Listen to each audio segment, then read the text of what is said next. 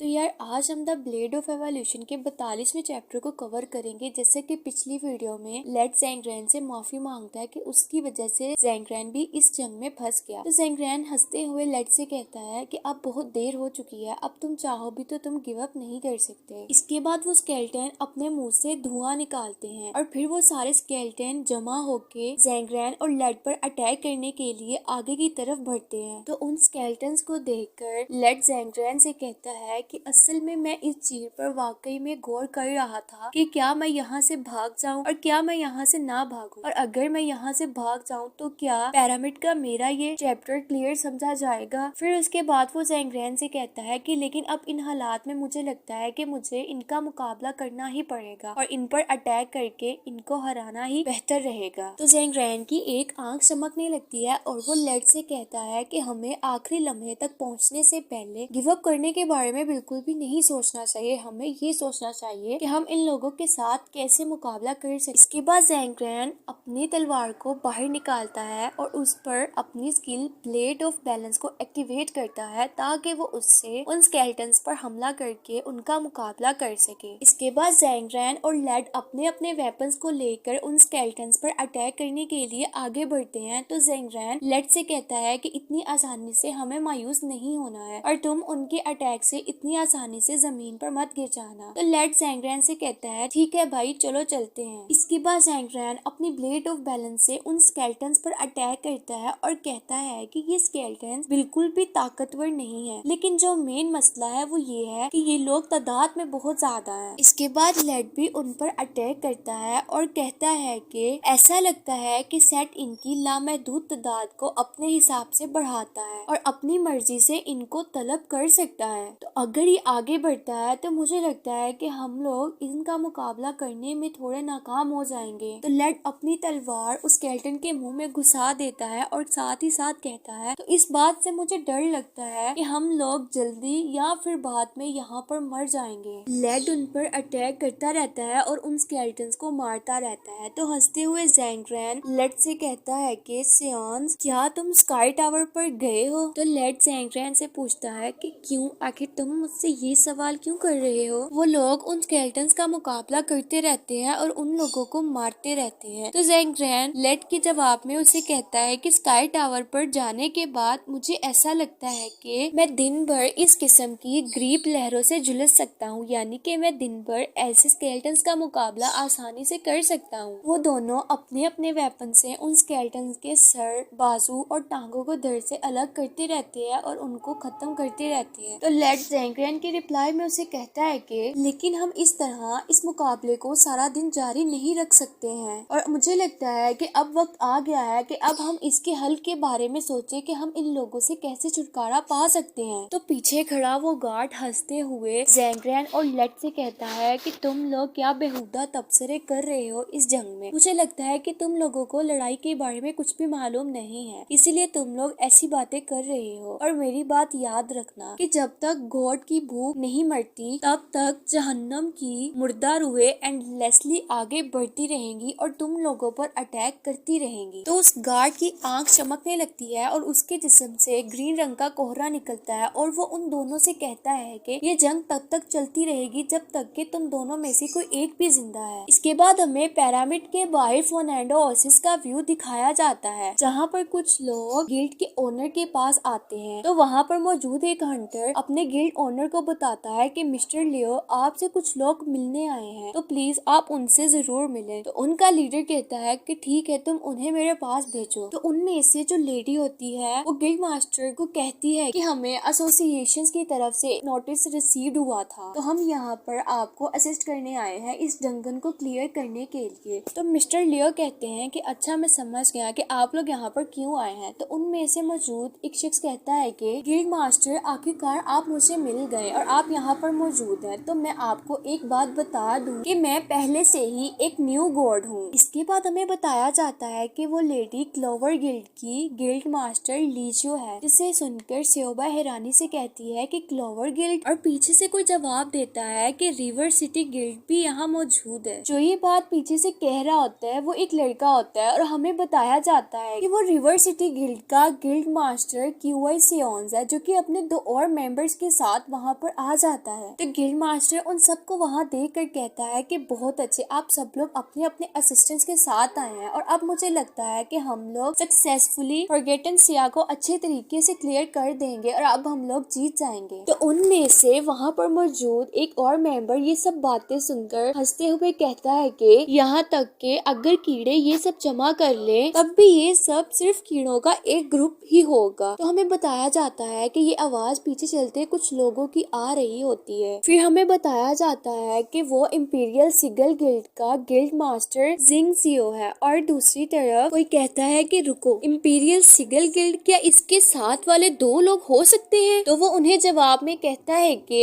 Association की help के लिए मैंने कुछ हैवी वेट बैरूनी मदद के लिए इकट्ठा किए हैं। इसके बाद वो मेंबर लू के पास जाता है और उसे कहता है कि गिल्ड मास्टर लू कि मैंने काफी अरसे से आपको लाइव स्ट्रीम में नहीं देखा है और वो उसे कहता है कि लाइव स्ट्रीम बहुत ज्यादा अच्छा और सो कॉल्ड होने के बाद आप उसके लिए चीजें तलाश करने लगी। तो गिल्ड मास्टर लू कहती है कि अभी इन बातों को जाने दो। तो इंपीरियल सिगल का गिल्ड मास्टर लेडी लियो से कहता है कि आपको मेरी मेहरबानी की तारीफ करना सीखना चाहिए। मेरे पास अभी भी आपके लाइव स्ट्रीमिंग के दिनों की वीडियोस मौजूद हैं। तो वहाँ पर मौजूद दूसरा गिल्ड मास्टर कहता है अब फिर मुझे इजाजत दें कि मैं अपने दो दोस्तों को पहली टीम की शक्ल में बाज़ाब्ता तौर पर आप लोगों से इंट्रोड्यूस करवा सकूं। फिर वो अपने पहले दोस्त को इंट्रो करवाता है और कहता है कि ये फर्स्ट टीम से रैंक 9 के वैंग फिन है। और फिर वो अपने दूसरे फ्रेंड को इंट्रो करवाते हैं और कहते हैं कि ये फर्स्ट टीम से